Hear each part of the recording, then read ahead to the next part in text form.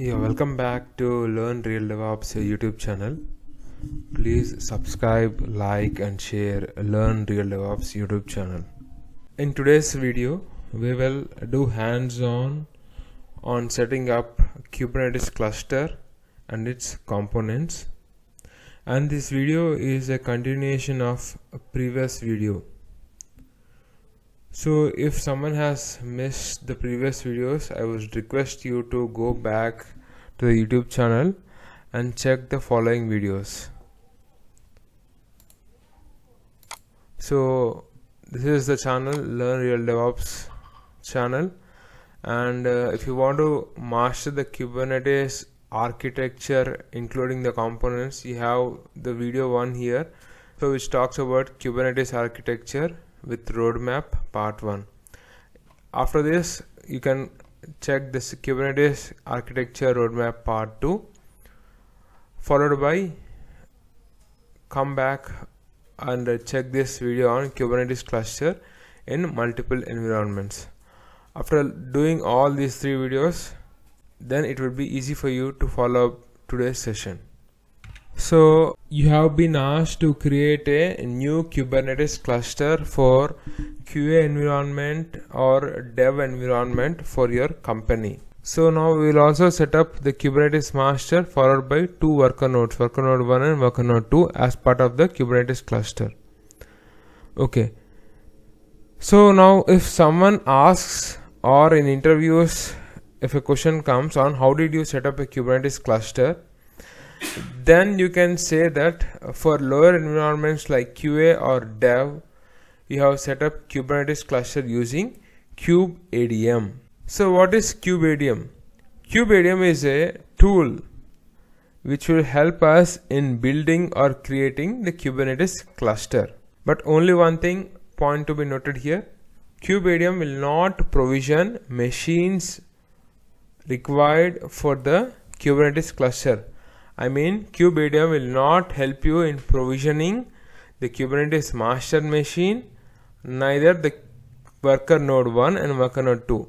So these machine provisioning kubeadm will not support. So if a question comes back asking us for, is kubeadm used in production? So production clusters require auto scaling.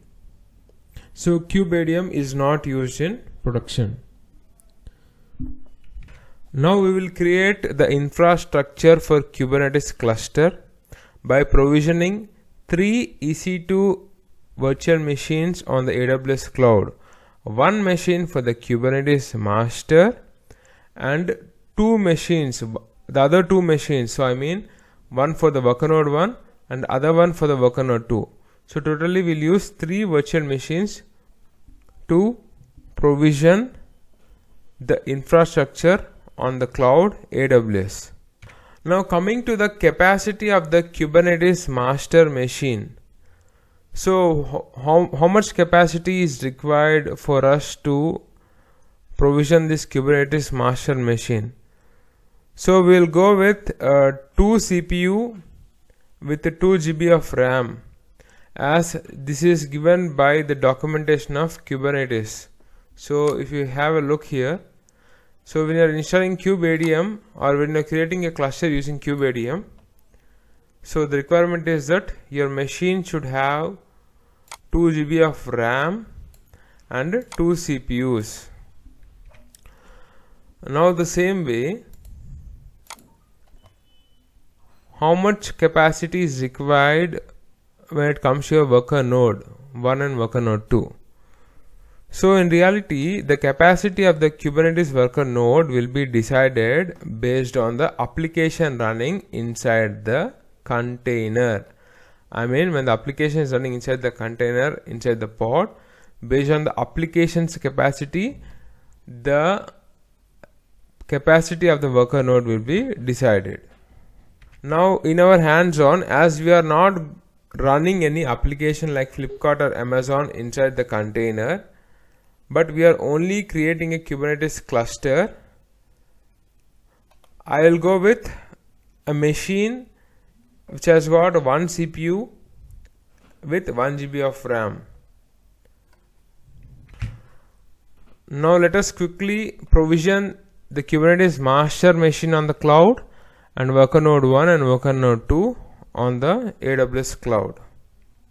So this is my AWS account and I'll be using the service called EC2, Elastic Compute Cloud. Let me open two more tabs. So each tab for master. So this is for the master machine, this tab, and this tab is for the worker node 1 and this tab is for the worker node 2. So let us go back and provision the machines. So click on launch instance, launch instance.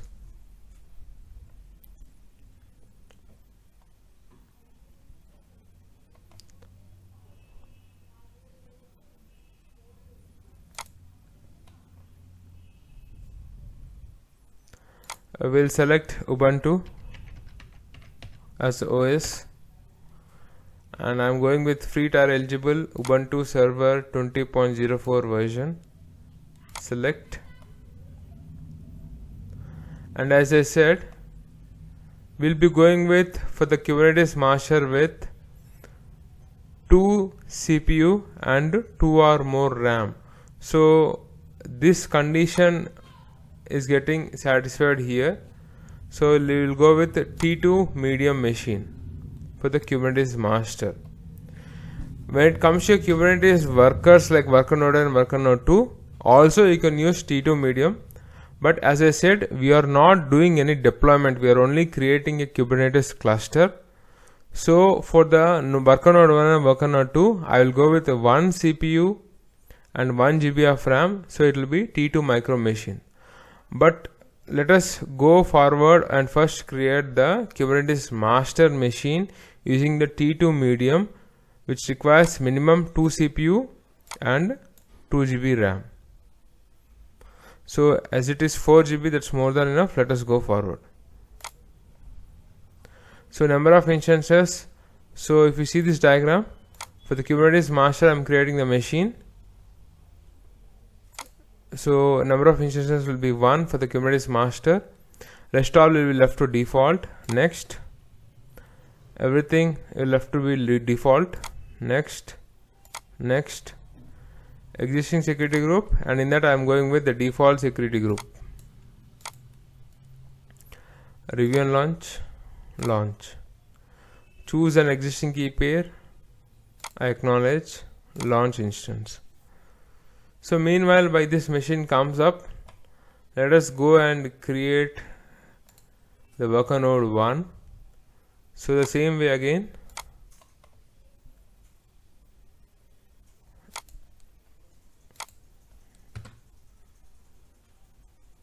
Ubuntu version 20.4, select. So as I said, you can even go with T2 medium, but I'm not doing any deployment, so I'm just creating a Kubernetes cluster. So that is the reason I'm going with T2 micro, which has got 1 CPU and 1 memory or 1 GB RAM. So T2 micro. Next. So how many machines do we want? So we require, if you see the diagram here, for the worker node we require worker node 1 and worker node 2. So we'll increase the number of machines, instances means machines, to count to 2. And let us go forward. Next. Everything is up to default. Next. Choose an existing security group. Go with the default. Review and launch. Launch. Choose existing key pair. Select the key pair. Acknowledge. Launch instances. So this is, I have got my machine ID for worker node 1 and worker node 2.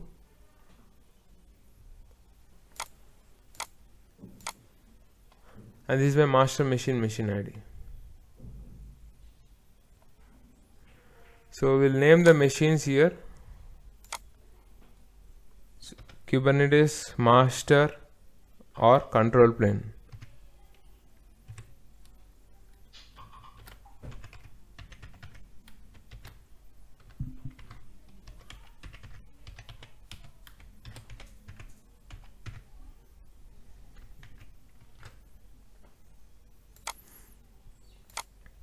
So this machine will be a worker node 1.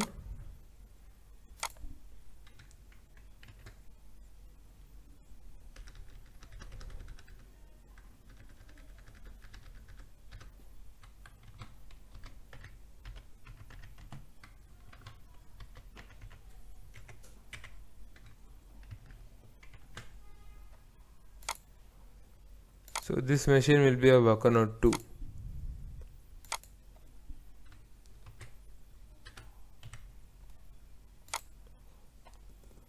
So if you see my worker node 2 instance state is running, let us connect. Now if you see my worker node 1 instance state is running, let us also connect to this. The same way we'll also go to the master machine. The instance state is running, let us connect to this also. So ensure to refresh this page. So this is the master machine's AWS page. Refresh this page. The same way implement on the worker node 1. The same way implement on the worker node 2.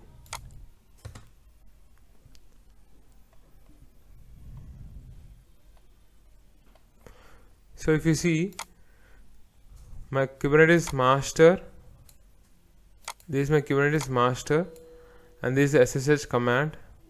If you want to go inside this machine called Kubernetes master, the same way for your worker node 1 you have the SSH command here. The same way for your worker node 2 you have your SSH command here.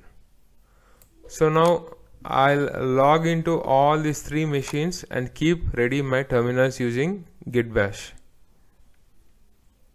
So my black terminal is for the Kubernetes master, my brown terminal is for the Kubernetes worker node 1 and the pink terminal is for the Kubernetes worker node 2.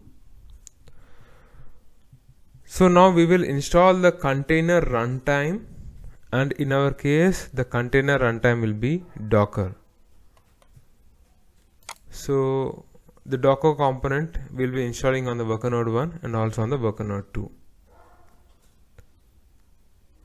But we will also install Docker on master machine also, because if you see the components like API server, scheduler, controller manager, etc., all of them will be installed as containers on the master machine. So for this purpose we also require Docker on the Kubernetes master. Clear? So who is going to create containers for the components in master machine? It is kubeadm. So kubeadm is going to create these containers in the master machine for each of the component like API server, etcd, controller or manager, followed by scheduler. So as said earlier, if a question comes back asking for how did you create Kubernetes cluster, then the answer should be for lower environments like QA or dev, we will use kubeadm to set up Kubernetes master and slave. Then if you want to know how does a Kubernetes cluster looks like in production environment, then please go back and watch the previous video which has detailed explanation. So this is the previous video. If you go back and watch, you will get an idea on how does a Kubernetes cluster looks like in a production environment. So the video is named as Kubernetes cluster in multiple environments. Now let us begin the hands-on. So we will first install the runtime, which is Docker in our case. So before that we need to install required packages for Docker. So on each of the node, so even your master is called a node, worker node is called a node, worker node 1 is called a node, and worker node 2 is also called a node. So all the 3 machines are called a node. Okay, so I mean on each of the node, now we will install the following command. So I have a nodes here, I'll copy and paste, just have a look. So this is the command I'll be copying. So let us first implement this command on the Kubernetes master. The same command on my worker node 1. The same command on my worker node 2.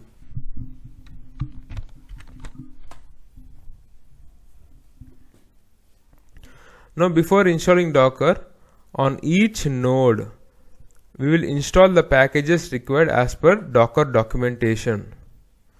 So these are the packages.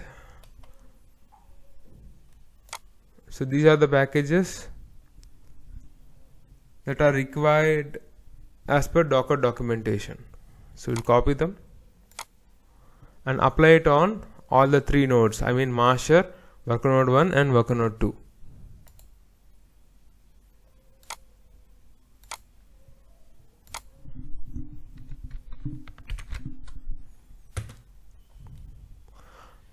Now on the worker node 1, the same command on the worker node 2.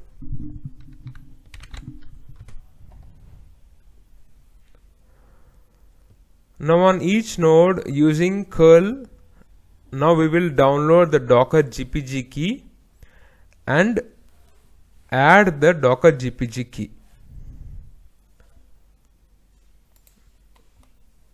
So this is the command. We'll download using curl and we'll add it. So we'll copy this.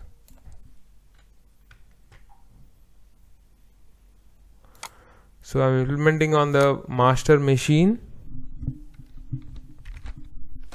the same command on my worker node 1, the same command on my worker node 2.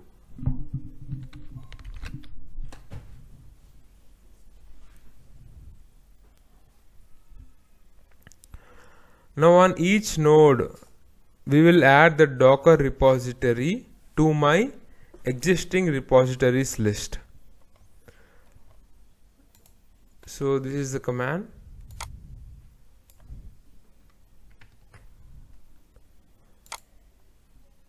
So we'll implement on the worker master machine first,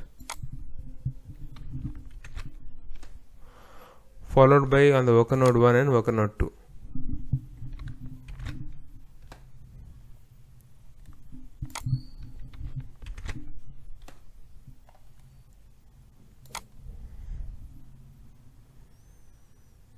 So now we will update my local package listings. So the same old command we'll use, sudo apt get update on all the 3 nodes. So I have implemented on the master machine, now on the worker node 1 followed by the worker node 2. Now on the worker node 2.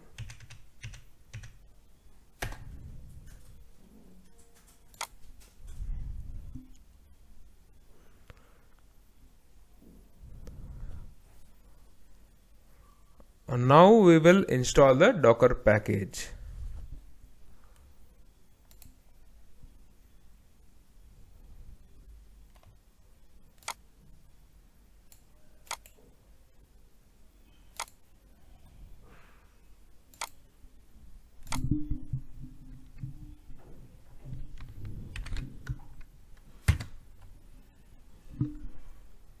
The same command on worker node 1 and worker node 2.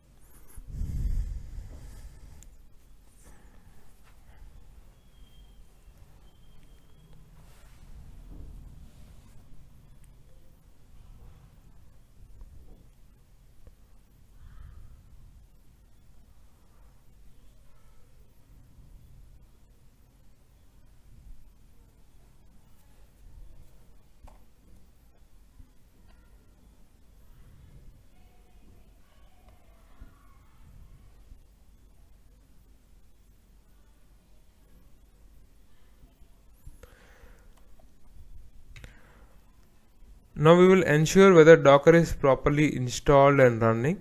So the command will be sudo docker version. We'll copy the command.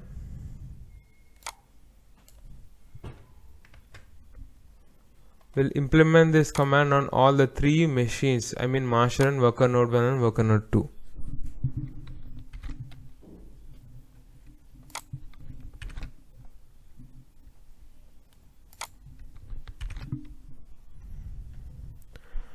So if you see,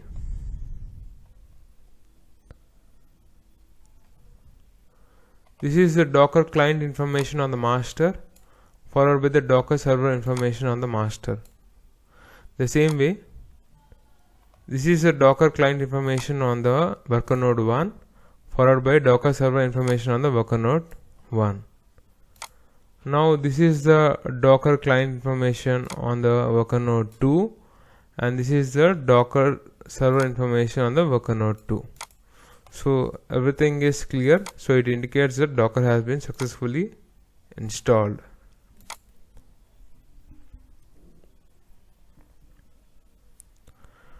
Now we will install the Kubernetes packages. We will install 3 packages. So I mean the first package will be kubeadm followed by kubelet and kubectl or kubecontroller. So what are the 3 packages? kubeadm, kubelet and kubecontroller. We'll be installing these Kubernetes packages on all the nodes, I mean master, node 1, worker node 1 and worker node 2. But before that we need to disable swap, because kubelet does requires us to disable swap on our machine. So we'll be disabling the swap on master machine, worker node 1 and worker node 2. So the command will be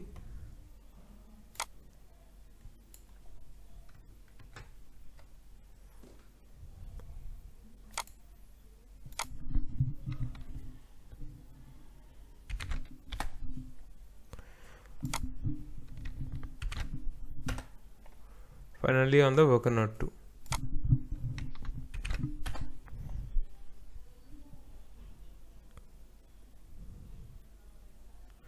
Now we should also make sure that swap will stay disabled even if you restart the server.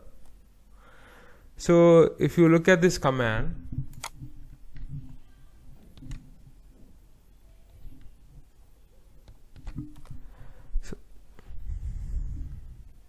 this is the command.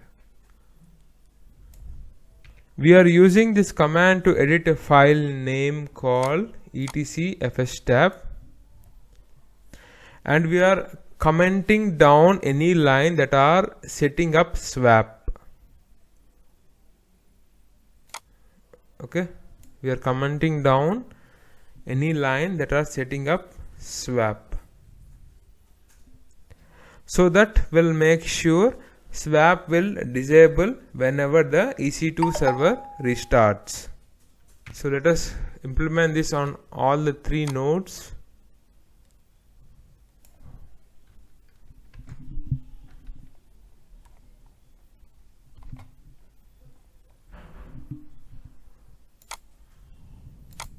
On the master, worker node 1 and worker node 2.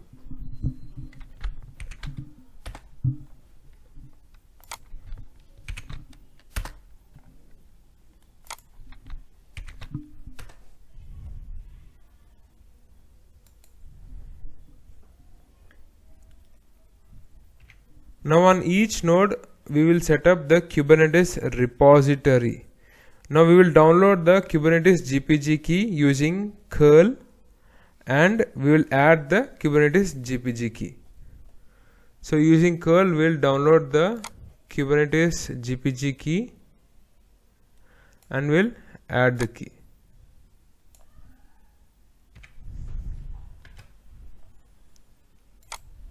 We will implement the command on all the 3 machines, master followed by worker node 1 and worker node 2.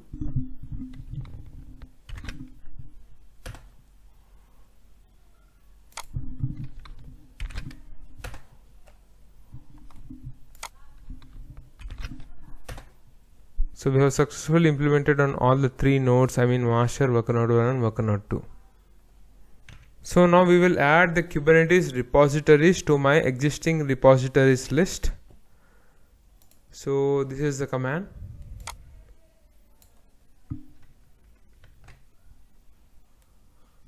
It will implement on all the 3 machines.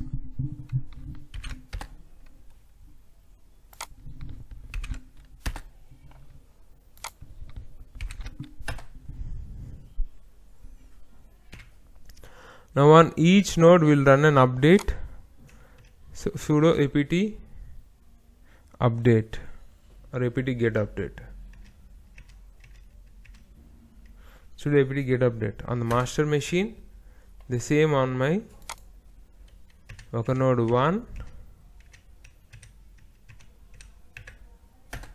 The same on my worker node 2.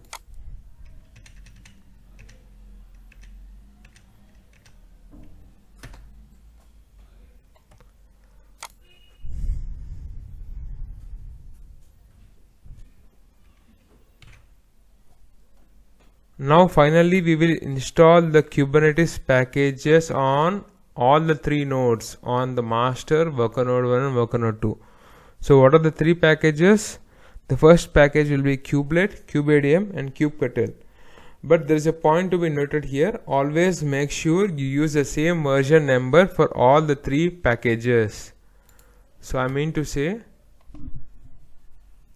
for your kubelet we are using 19 version, kubeadm 19, kubectl also 19. So this is what you have to maintain. Always make sure the same version number for all the 3 packages. So let us go and implement it on all the 3 machines.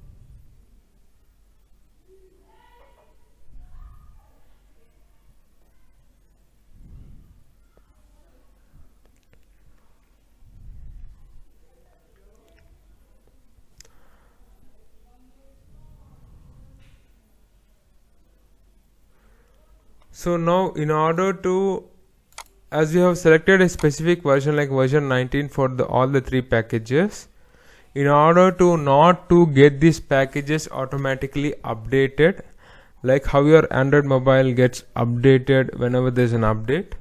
So in order to stop automatic updates, we have the command called hold command.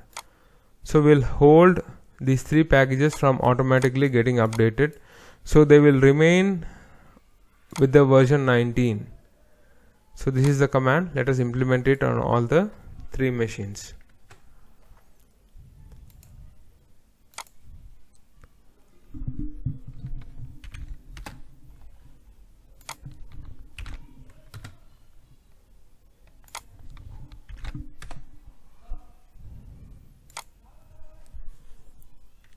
So we are done implementing it.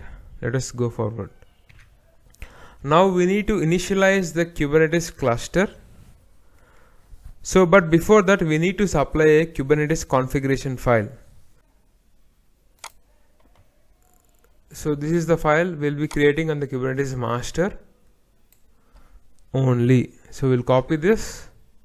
So this file we'll be creating on the Kubernetes master only, not on worker node 1 and worker node 2. So copy this. And I have implemented the file only in my master machine. So what will be the content in this file? So the content will be taken from the Kubernetes documentation. So if you are doing kubeadm configuration, if you see, it says that the preferred way to configure kubeadm is to pass an YAML configuration file with the flag. This is called a flag option of config. So I'm going with cluster configuration, so I'll take this. So we'll copy this, and this is what we'll be putting inside our file. The file name is nothing but kubeadm config.yml. Okay, it didn't copy. Let us copy again.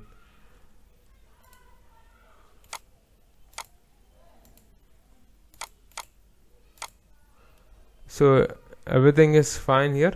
We'll save it.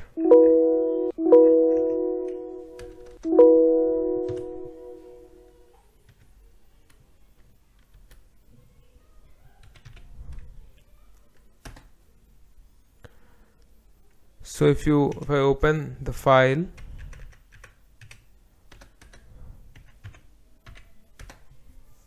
so this is the content of the file. So what is actually happening now? Now we will use the init command to initialize the cluster. So the command is here. So what is happening in this command? So using the flag called config will pick this file called kubeadm-config.yml, the one whatever we have created here. This file will be picked by the flag called config, and config will hand over this file to the kubeadm during the process of initializing the Kubernetes cluster. Clear? So let us go forward and implement this. And this command will be implemented only on the master machine, not on every machine. Okay. So on the master machine, we'll implement this command.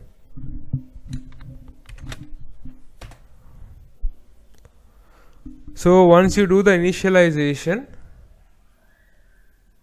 let us wait. It will take some time.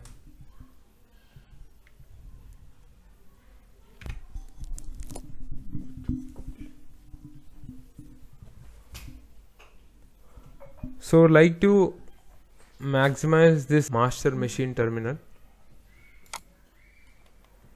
So if you see, we got this join command. Okay, so this command is what we'll be copying it and pasting it in our worker node 1 here and worker node 2 here, so that our cluster will be up and running. So before that, there are some prerequisites which we have to do. So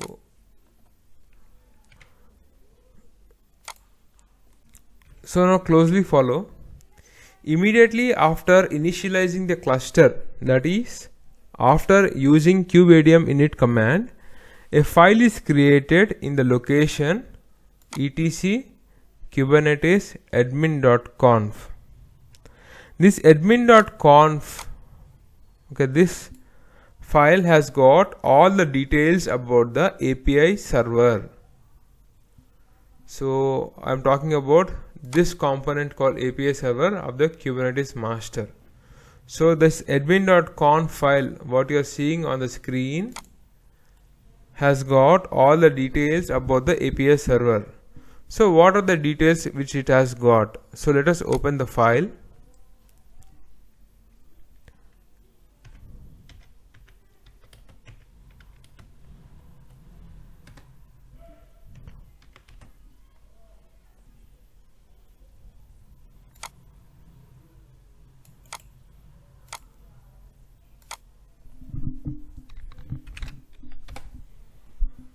So these are all the details which it has got. This is the API server's IP address with the port number. You see here it says that you are the Kubernetes admin. I mean, by default user will have full administrative credentials. So all the activities done using the content of this file called admin.conf will be done as a Kubernetes administrator. As you see, it says Kubernetes admin here. So not every user using the Kubernetes cluster is allowed to do anything. So we have a concept called RBAC, role based access control, where we can restrict the level of access of users using the API component in Kubernetes cluster. Anyways, now this RBAC concept has to be learned separately with hands-on. Now coming back to the Kubernetes cluster in QA or dev environment, as said in earlier videos, if needed, we can have kubectl installed on the same machine of Kubernetes master or on a separate machine which is called workstation, which will be outside the Kubernetes cluster. So like this I mean to tell. So if you see, our kubectl is installed on a separate machine which is a workstation, which has nothing to do with the Kubernetes cluster. Now in our hands-on, we will implement the kubectl on the same Kubernetes master. Okay. So if a question comes back asking for how does the workstation running with the kubectl will know where is the API component of the Kubernetes master, so the answer is kubectl will read the file called .kubeconfig. So where is the file? If you see here, so let me close this file. So kubectl will read this file, okay, which is called kubeconfig. In the workstation machine, under the home directory of the default user, we will create a folder called .kube, and inside that we will create a file called config. Okay, we'll create a folder called .kube, and inside that we'll create a file called config. Now what will be inside this file called config? It is nothing but all the content what I have shown by opening this file. The same content will be copied and pasted in this file called config. Now another point to be noted, while installing Kubernetes, you will install as a root user, and you are not supposed to run in Kubernetes everything as a root user. So the suggestion is, go to the current root user. There will be a file called etc kubernetes admin.conf. Okay, so if you see, I am a root user now, and I have already opened and shown you what is there inside this file. So the content of this file, you need to copy this to the home directory of any machine as any user and put it into $home/.kube/config and give all the permissions. Then as a non-root user or regular user, whether in the same Kubernetes master or on a different machine, if you try to run kubectl, kubectl will communicate with the Kubernetes master machine, because when you open the file, so when we open this file called admin.conf, if you see, the API server's IP address along with the port number is available. So this way your workstation will know where is the Kubernetes master API server component. So based on that, you can start controlling the entire Kubernetes cluster. I hope this detailed explanation is clear. Now there are some industries best practices which you have to consider. So in QA or prod, we are not going to allow everyone to access the master machine. Not only that, in case you have joined a new company as a DevOps engineer, so that usually you are not going to create the Kubernetes cluster. What actually happens is, so someone might have already set up the Kubernetes cluster for you. So when you want to access such clusters, they might give you a workstation with kube controller installed in it, so that you'll connect to the API server and you will start controlling the entire Kubernetes cluster. Clear? And one more thing which I forgot to say. So don't forget to add this port number of the API server. So this is the API server's IP address with the port number. Don't forget to add this port number in the inbound rules. So let us exit this file. I'll also exit as a root user and I'll become a normal user. A default user of this machine is Ubuntu. So now in our hands-on, I am installing kubectl on the master machine and not on the workstation. Suppose if you want to control Kubernetes cluster from a workstation by installing kubectl in the workstation, then the process what we are going to do now by installing kubectl on the master machine, the same process you will have to do in case if you want to install kubectl on the workstation. Now if you see on the control plane, we have installed kubectl or kube controller on the control plane, which is version 19. Okay, now I need to set up my kube config. So that is needed so that my Ubuntu user on this machine can actually utilize kubectl commands and access the Kubernetes cluster.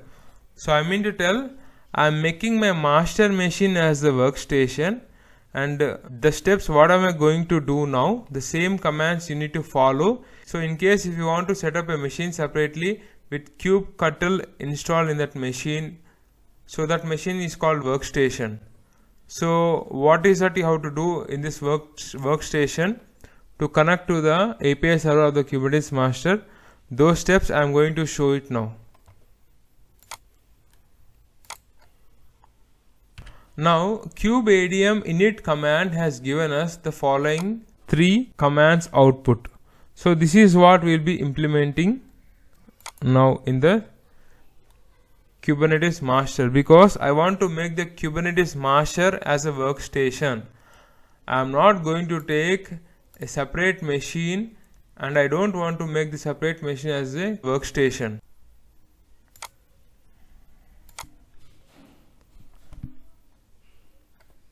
So let us copy the commands and implement it one by one.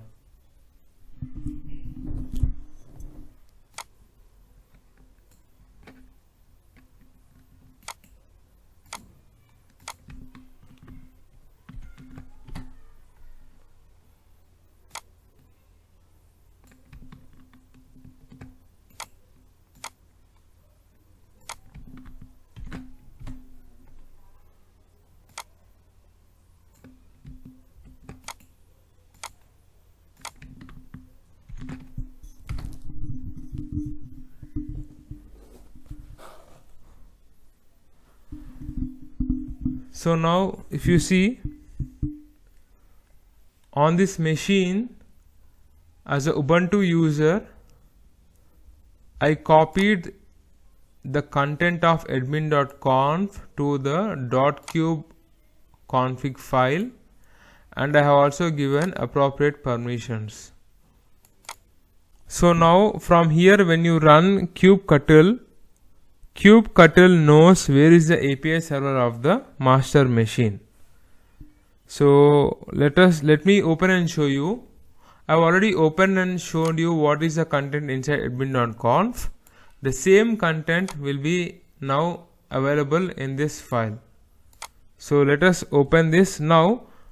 If you observe the difference, when I was opening this file I was a root user, but now I can open this file as a default user, which is Ubuntu, and as a Ubuntu user I can control my Kubernetes cluster by communicating with the Kubernetes master's API server.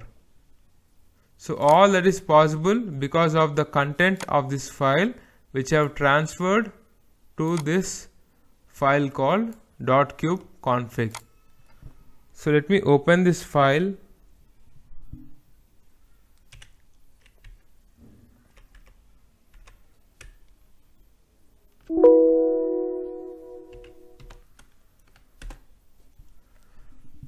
So if you see, content is the same.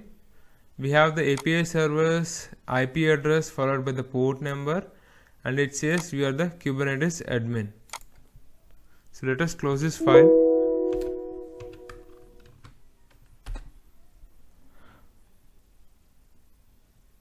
Now this is my Kubernetes master machine, the black terminal. Now here I'll use the command call.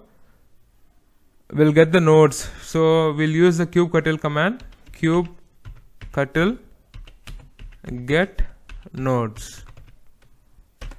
Okay. So if you see, my master machine is not ready.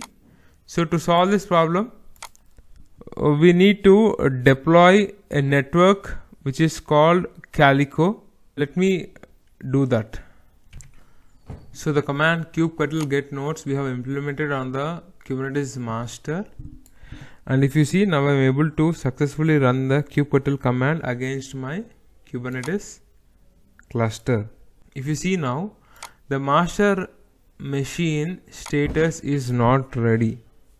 In order to fix that, we need to add a network, or we need to deploy a network. So now we should deploy a pod network to the cluster. So that is what it is saying here. You should now deploy a pod network to the cluster. So run kubectl apply -f and the name of the network you want to deploy. Okay, so I already have a network, and we'll be going with the Calico network.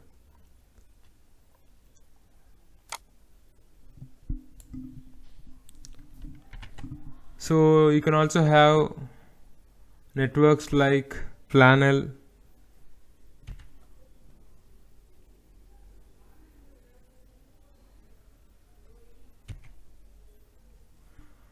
So I have successfully copy pasted the Calico network command here, and we'll implement this. So we are implementing this Calico network command only in the master machine, not on the worker node 1 and worker node 2.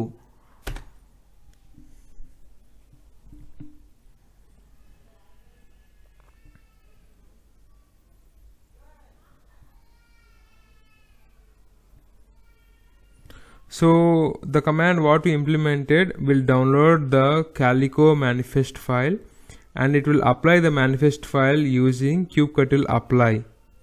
Now this will install all the components to make Calico up and running. Yeah, now if you see, Calico networking pod has been successfully installed. Now if you use kubectl get nodes, now you should see the master machine status has been changed from now to ready. It means that the networking pod has been successfully provisioned and the status is ready. So this time our node should have a ready status. So that is what you are seeing here. Master status is ready. Now there is another concept here called namespaces. So I should show you namespaces. Only then you will be in a position to see the components of the Kubernetes master like API server, scheduler, controller, manager, and etcd. Okay, so you have the command called kubectl get namespaces. NS or namespaces both means the same. So we have a namespace called kube system namespace. So when you open the kube system namespace, in this your container or pods belonging to Kubernetes master, the components like API server, scheduler, controller, manager, etcd along with the Calico network will be available in the namespace called kube system. So let us go and access the pods in the namespace of called kube system. So kubectl get pods, and what is the namespace name? It is kube system.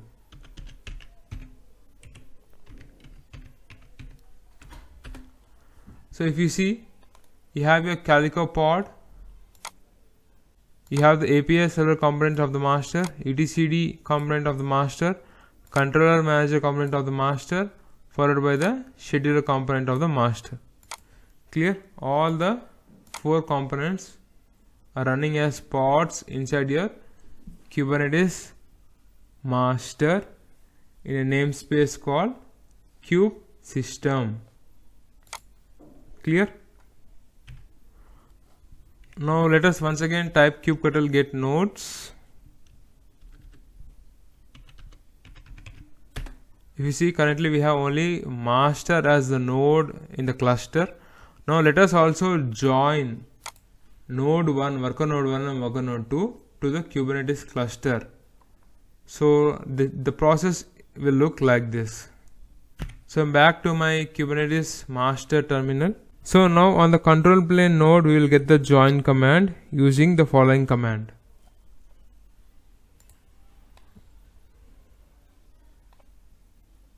So we have the command ready here. Copy this, and this is what we'll be pasting in our master machine. So we will get a new join kubeadm join command. So this command we have to run as a sudo user in our worker node 1 and worker node 2, so that my worker node 1 will join the cluster with the master, my worker node 2 will also join the cluster with the master. So let us implement this join command using sudo in our worker node 1. Okay, the same way in my worker node 2. So you should be a sudo while implementing this command. If you see the worker node 1 response, it says this node has joined the cluster. The same way my worker node 2 also says this node has joined the cluster. So now we'll go to the master machine here and use a command called kubectl get nodes. Now if you see, let us wait for 1 more minute. By the time, the status of the other node will also be ready.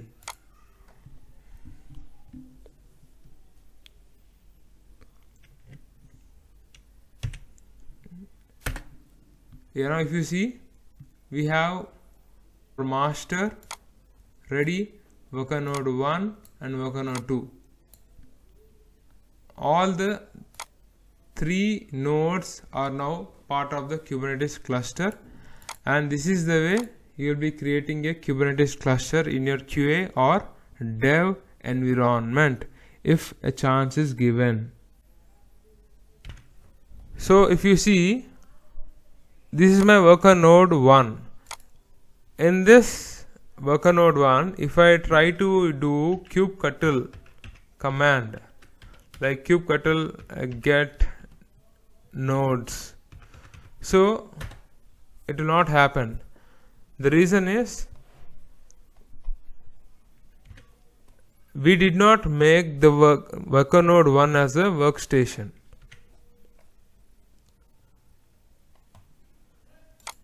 Clear? But there is something which I have to specify here, which is now creating this or provisioning the Kubernetes master and provisioning the worker node 1 and provisioning the worker node 2.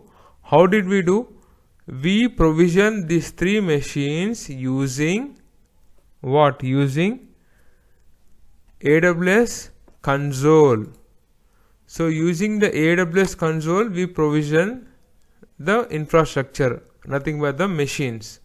One machine for the master, other machine for the worker node 1, and the third machine for the worker node 2. And how did we configure all these machines? Like how did we configure the master machine and how did we configure the worker node 1 and worker node 2? I mean, how did we run all these commands?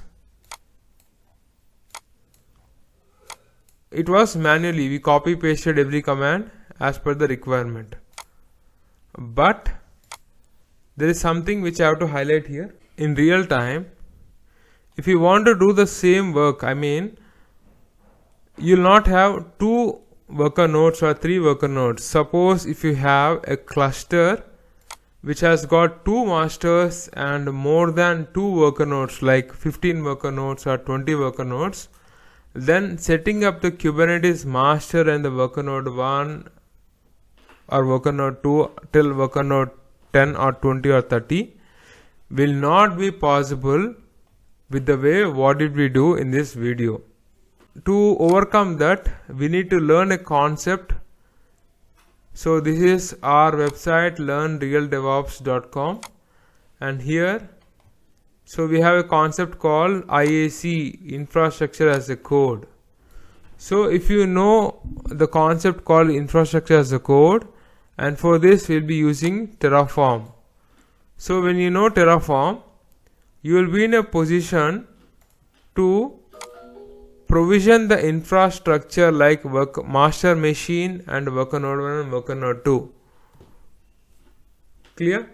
So not only just one master machine, we can also provision multiple master machines and any number of worker nodes using Terraform, which is nothing but infrastructure as a code. So how did we configure the master machine and worker node 1 and worker node 2? We copy pasted all the commands from this notepad. Okay, so for configuring the master machine and worker node 1 and worker node 2, there is a concept which is called CAC, configuration as a code, and for this we'll be taking the help of a tool called Ansible.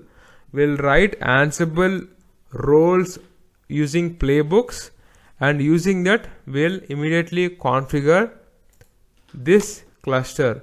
So everything will happen in a matter of minutes. So when you have a very big cluster like more than 1 or 2 master and 10 to 20 worker nodes, we cannot do the way what we have done in this video.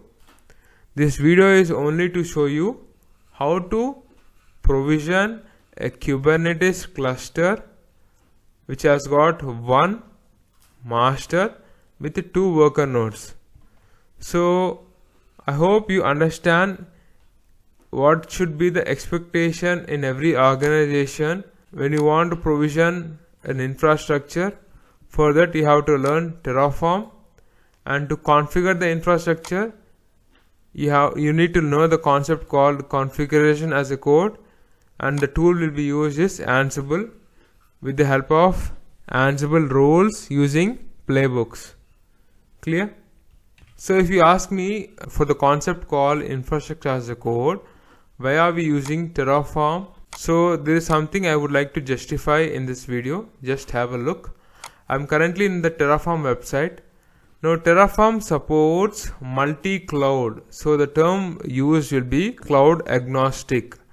Okay. Apart from the multi-cloud, Terraform also supports Kubernetes platform. So if you know Terraform, you can provision the infrastructure and you can also do the deployments using Terraform by provisioning the infrastructure on the cloud, and you can also control Kubernetes. Clear? So this is the advantage of using Terraform.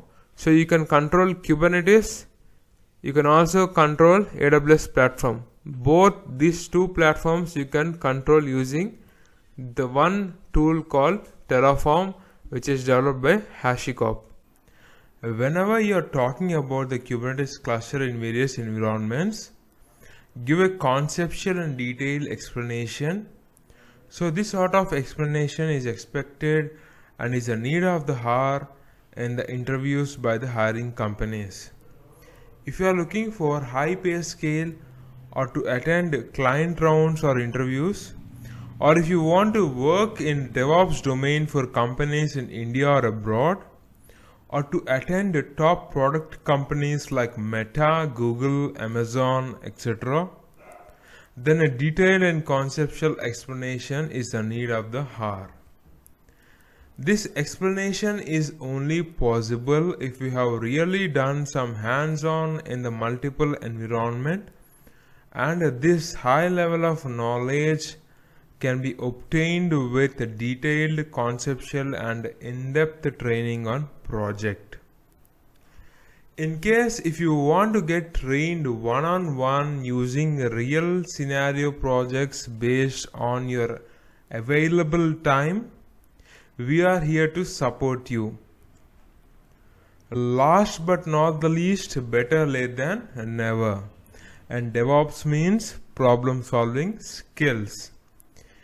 If you are new to this channel, please subscribe, like and share Learn Real DevOps YouTube channel. Wishing you a happy continuous learning. See you in the next video and have a good day.